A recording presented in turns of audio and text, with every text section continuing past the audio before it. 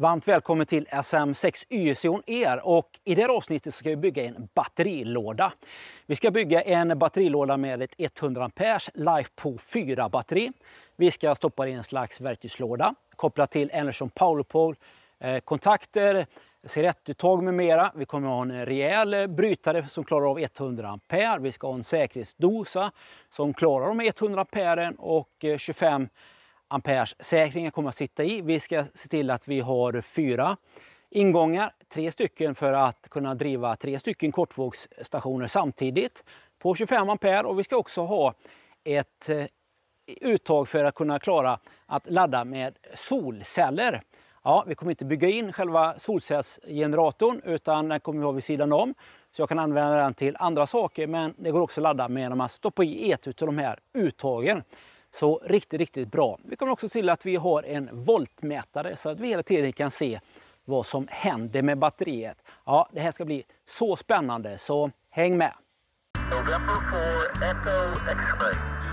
November 4 Echo X-ray, Highway Ridge, really nice to hear you. You're 5x7 here at the parkover.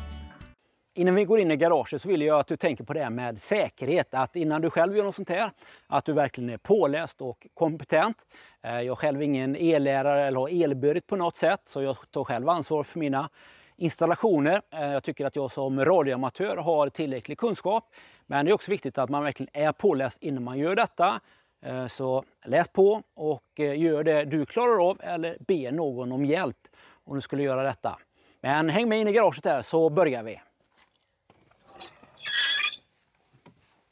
Varmt välkommen in i garaget. Ja, då ska jag ta och börja och tillverka min batteriväska för amatörradiobruk.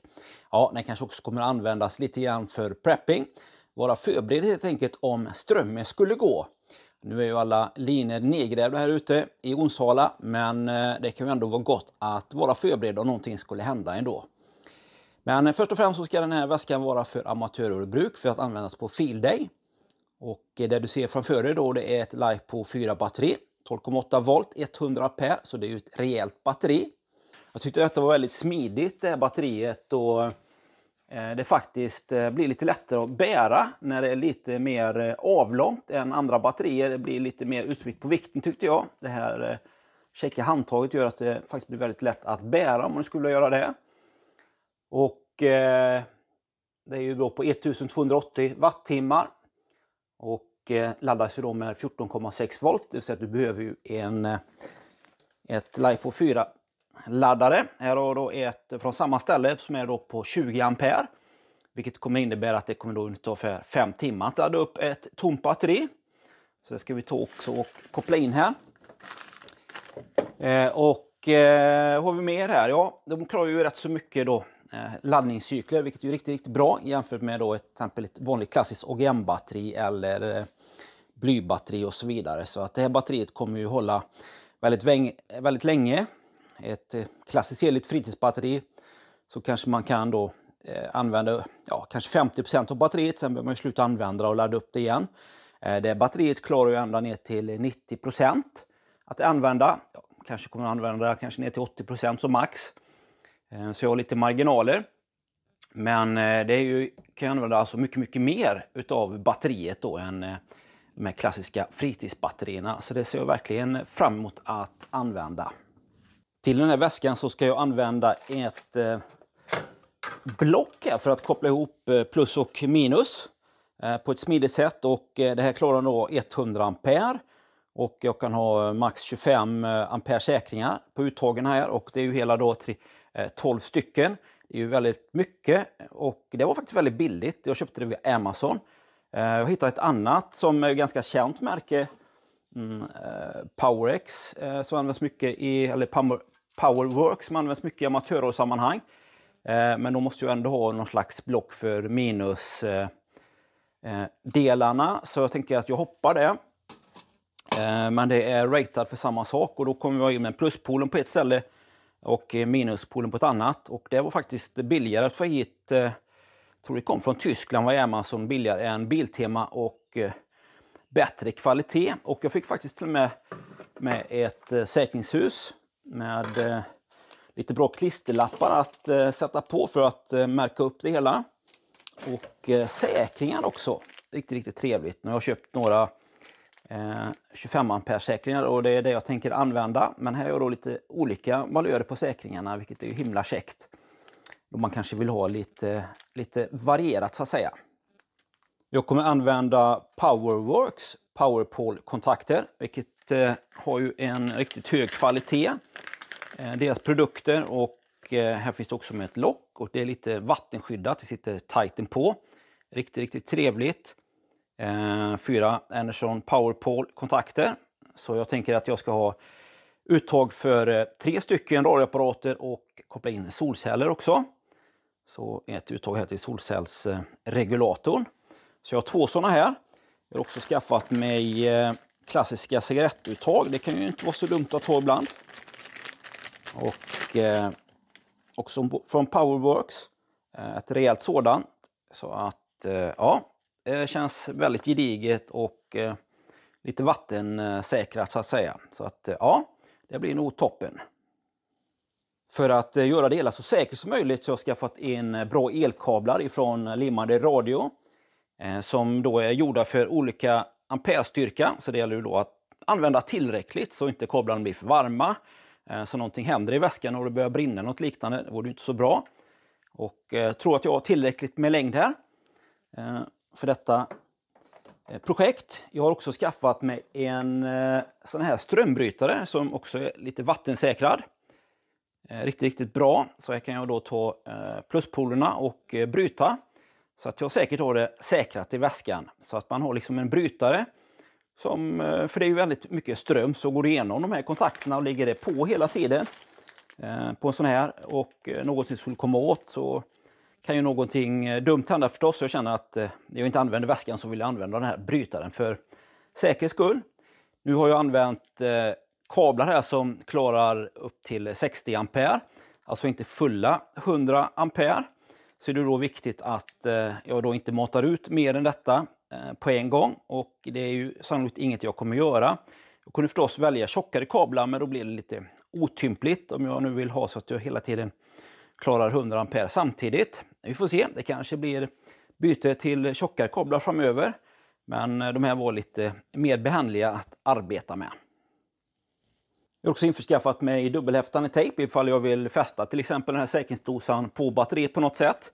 Det är från Biltema, lite tjockare dubbelhäftande tejp. Vi får se om kvaliteten räcker. Har inte provat detta innan, men ja, får vi se. Också givetvis sådana här klassiska kabelskor om man behöver, så man kan fästa kablarna helt enkelt på de olika platserna. Jag vill ju kunna fästa kablarna på det här säkringsblocket. Som verktyg så använder jag en helig kabelklämmare. Perfekt för de här kontakterna. Kabelavbitare så att säga. Och ett krimpningsverktyg för Anderson Powerpole. Inköpt på Limmared. Riktigt bra. Jag införskaffade mig några extra såna här Powerpole stift för 30 ampere. Då tjockleken på kablarna kommer att hålla sig kring det. Och ha lite Powerpole-kontakter extra här också ifall någonting skulle behövas. För drygt 250 kronor så fick jag den här Mech-Tools-väskan från Jula var det väl ja. Och tyckte den var väldigt smidig. Det är lagom tjockt med plast. Tillräckligt för att det ska vara bra att skydda och enkelt att borra i. Ställbara sådana här väggar, vilket jag tyckte var väldigt smidigt. Väger mycket mindre. Bra storlek för LiPo 4 batterier. Man kan ju då packa den här på höjden, man kan ha den på en vagn. Först tänkte jag att man skulle ha den nederdelen som är som en vagn. Men jag vill gärna inte så stor väska.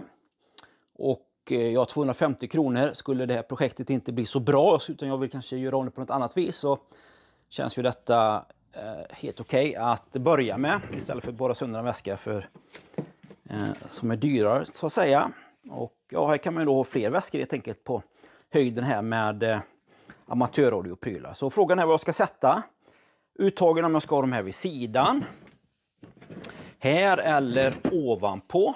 Nackdelen är väl ovanpå att jag inte kan ställa någon väska ovanpå denna. Utan det måste då vara högst upp. Men det är lite läckert att ha dem längst upp, tänker jag.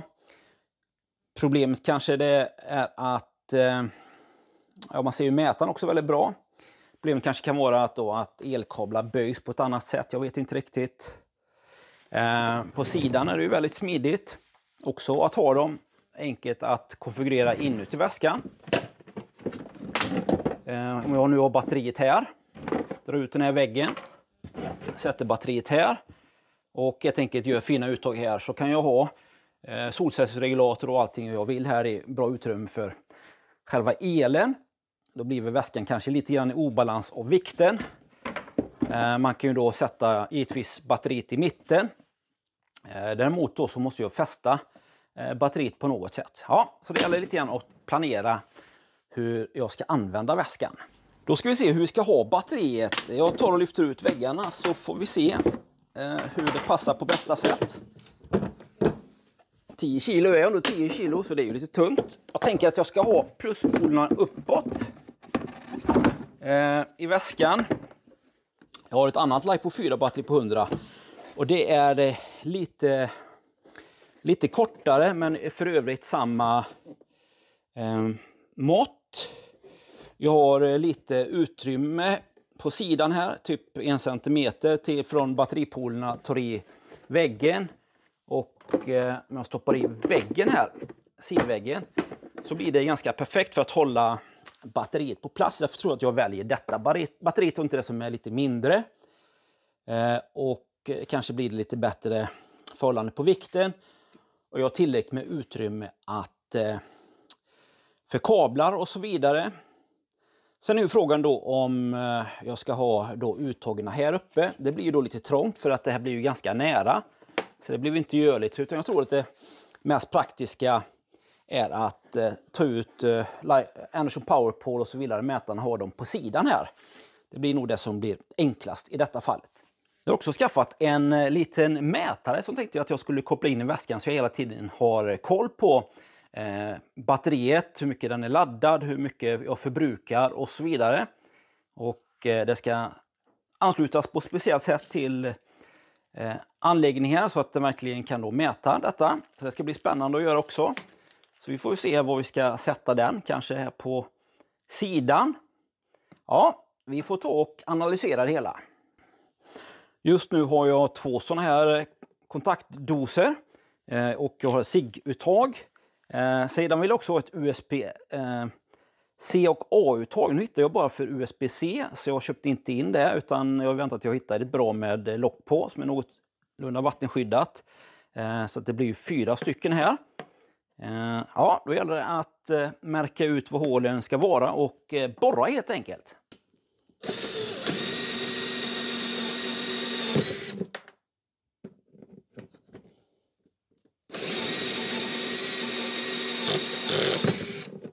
Ja, det gick ju smidigt. Först så förborrade jag lite mindre hål och sedan blev det större. Och jag sparar platsen för den fjärde här så tills jag har fått mina USB-kontakter. Ja, då är det dags att få fast PowerPole-dosan här. Då ska ju det röda vara till höger. Texten uppåt, skyddet ska vara på och blir väl åt vänster. Jag ska öppna upp den här. Så här någonting, det blir väl kanonkäckt. Eller upp till kanske. Ja, så. Det blir nog ännu bättre. Ja, då är det bara att stoppa i här och det blir ju då lagom öppning som jag borrade upp. Och så är det bara att gänga i den här, det är ju inga konstigheter alls.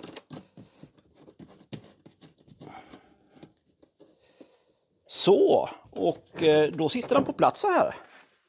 Väldigt tjusigt. Locket på. Ja, det blir ju nice det här. Då har jag både PowerPole-doserna på plats och nu är det då dags för 12 volten. Det är sån här klassisk skydd man kan då sätta på också som finns. Väldigt vanligt på alla de här 12 volts modellerna. Biltema och så vidare. Men jag tänker att jag ska ta bort den. Men det är ju inte dumt också att ha sån här för 1, 2, 3 och 4 uttag om man vill. Men jag tar och kör utan.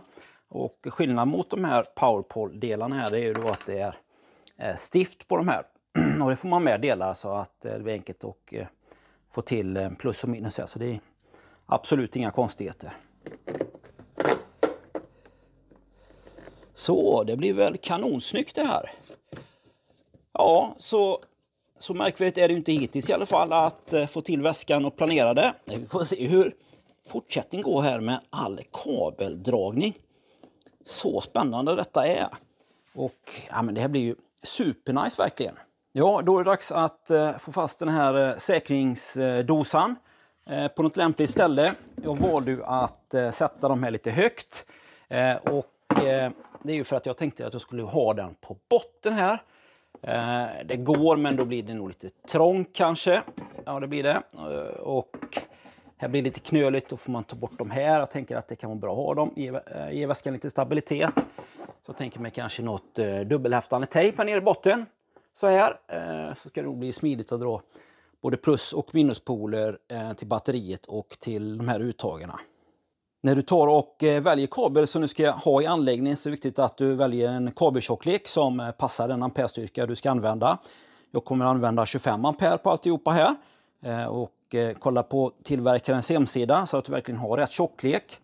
Och att du också har stift då som passar. Det finns ju 15, 30 och 45 amperes stift. Här har jag ett 30 amperes stift som passar perfekt här på tjockleken på ledaren. Så det ska nog bli fint att krympa. Och jag kör då att du har röda på högersidan. Uppåt delen på stiftet ska vara uppåt då när den röda är på höger. Eller ja, neråt på vänster. Så kommer det bli rätt när du stoppar i den i kontakten. Och när du ska krimpa så använder du givetvis ett krimpningsverktyg. Och här har du då uttag i mitt fall då på klaffar på 15, 30 och 45. Och jag får in den här i 30-klaffen. Kan vi se här. Så, och så trycker jag in den och trycker den i botten. Så att den verkligen får en bra krimpning. Och ja, men det ser väl snyggt ut. Så det ska ju kanonfint funka. Och ja, då gör jag likadant på den andra. Så jag är redo här att sätta på lite stift på den andra sidan så jag kan få fast i säkringsdosan. Och när jag krimpar här så använder jag färgen på tången till den flottstiftets färg. Och så helt enkelt pressar jag på här så ska det nog bli kanonfint och sitta riktigt bra. Ja, någonting sånt här kanske.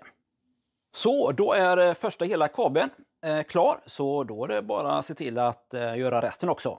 Då har jag nu kablarna klara här. Det var ju 4 stycken Function Pole och en för själva cigarettuttaget och ska vi se vad vi den.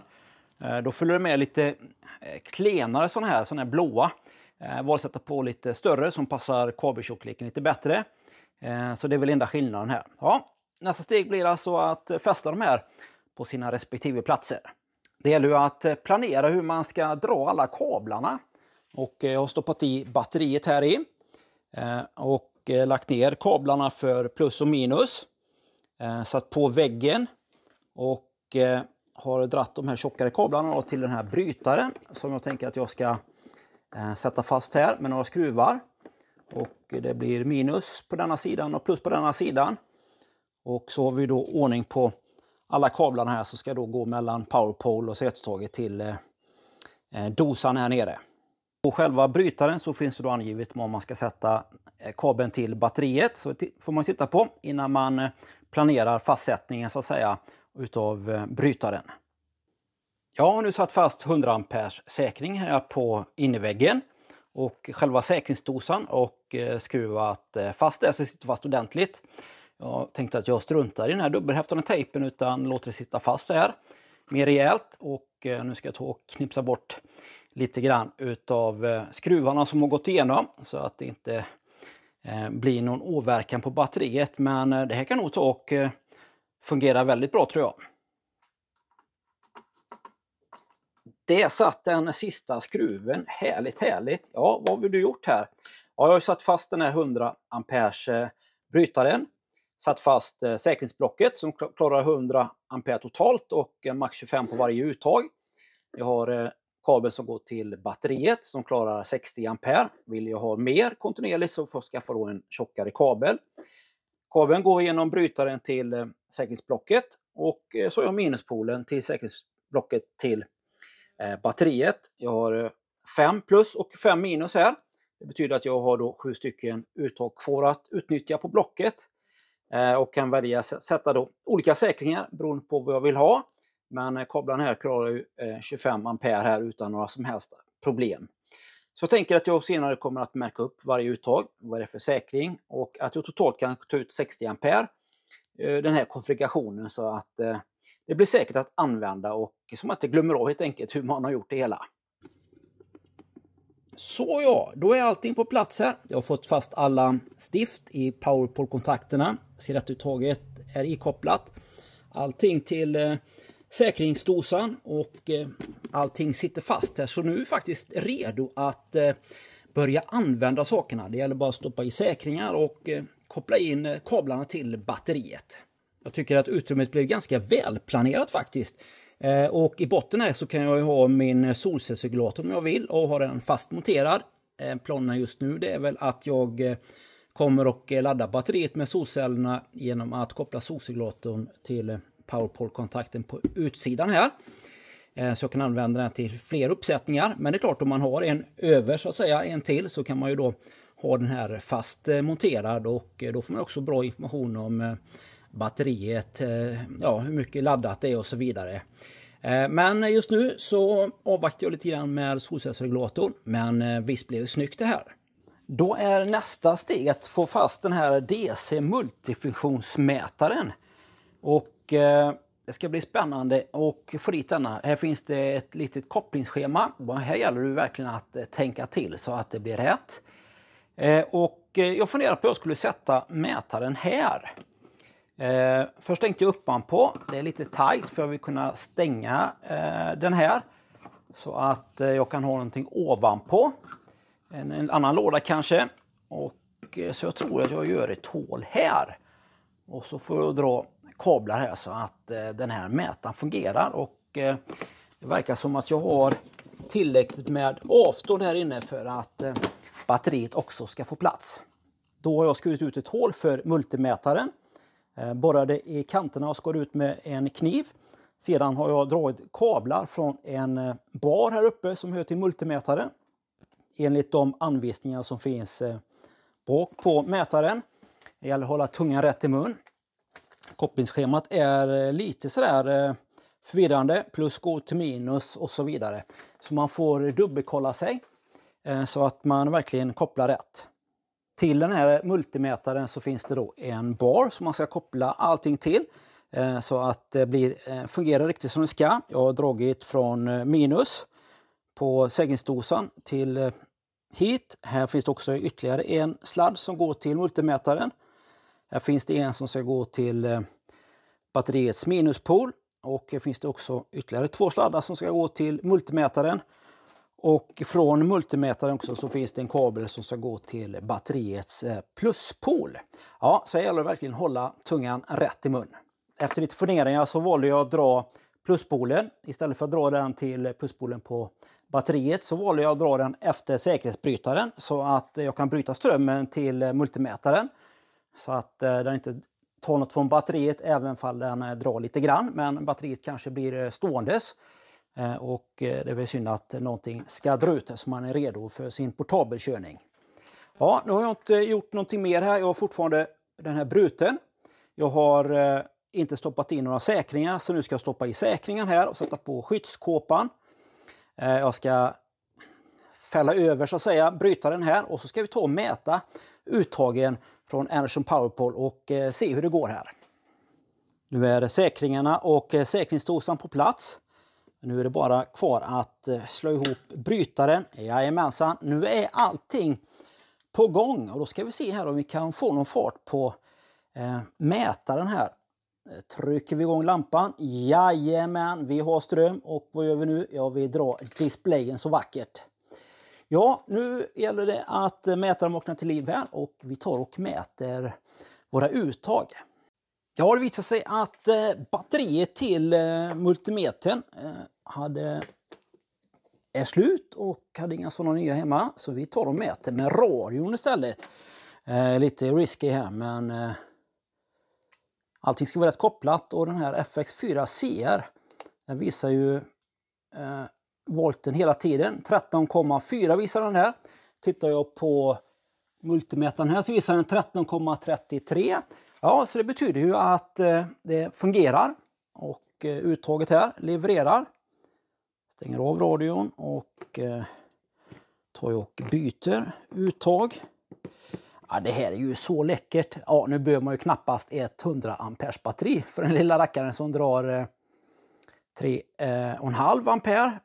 13,4. Perfekt. Ja, det här är ju så nice.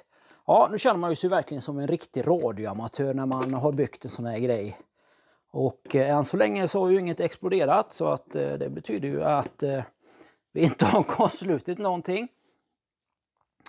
Ska vi se här, vad har vi här? 13,4. Allting fungerar som det ska vara tänkt. Och så sista uttaget här. Ja, jag provar inte SIG-uttaget här. Men det får jag ta och göra det vid ett annat tillfälle. Så, och så sista Anderson Power Pole. Jajamensan, och vad visar väl då volttalet här? 13,4. Super nice! Ja, då är vi verkligen QEV med den här batterilådan. 100 ampere. Allting ihopbyggt riktigt nice. Så, då ska vi ta och göra en liten belastningskoll och se vad mätaren klarar av här. Vi ser att volten är på 13,33. Det är inget som drar på amperen här. Power 0 och Energy här också är ju 0 givetvis. Ja, jag startar FX4 CR och den drar ju på 100 milliwatt. Och det visar den ju 0,03-0,02, så det stämmer ju alldeles perfekt. Det blir ju då på 0,2-0,3 watt. Härligt. Ja, mätaren fungerar precis som den är tänkt. Helt underbart. Så kul att äntligen ha fått en batterilåda på 100 ampere. Ja, den känns verkligen gedigen. Själva verktygslådan var ju inte allt för dyr. Så att hade jag misslyckats här så hade jag kunnat köpa mig en ny och fortsätta och borra och greja med. Men jag blev verkligen supernöjd. Och riktigt kul med en multimätare som man kan stänga av och sätta på lampan här. Och härligt med uttagen så här. Det ska ju bli ett till uttag här också för USB-A och USB-C. Nu hittar jag ett. Men då har vi ju 4 powerpole-kontakter och SIG-uttag så länge i alla fall. Och ja, riktigt gediget. Och ja, ordentligt byggt tycker jag. Och allting sitter fast och känt säkert, och att det är en brytare med gör ju det hela säkert helt enkelt. Ja, och det här med att bära iväg den här. Ja, nu väger det ju, måste ju väga 12 kilo, 13 kilo, så den väger ju en bit givetvis. Men det är ju helt överkomligt när man har ett rejälare batteri, och det här kanske man inte bär så långt, så att det kommer nog att fungera fint. Ja, vilket roligt projekt. Ja, det tog ju några timmar, absolut, att sätta ihop. Men det gick ju ändå på en dag, så absolut inga konstigheter. Det som var själva utmaningen, det är väl att beställa de prylar man behöver. Det blir lite från nära och fjärran. Och att få hem dem, att mäta upp och planera själva bygget. Men när man väl gjort det så är det absolut inga konstigheter. Men det gäller ju att dubbelkolla allting så att det blir säkert byggt förstås. Ja, det ska bli jättekul att ta med den här åtminstone på 2 stycken field days. Så jag kan köra lite längre och med lite mer kräm kanske. Ja, tack så mycket för att du tittade. Jag önskar dig en riktigt skön fortsättning på sommaren. Så hoppas jag att vi syns snart igen. Glöm inte gilla, följ och klicka i den här ringklockan så du inte missar någon film där när du ligger där och latar dig i solstolen. Det var allting från SM6 Yngve Erik Cesar som tackar och slutar. November 4 Echo X-ray. November 4 Echo X-ray. Hi, Rich. Really nice to hear you. You're 5x7 here at the park over.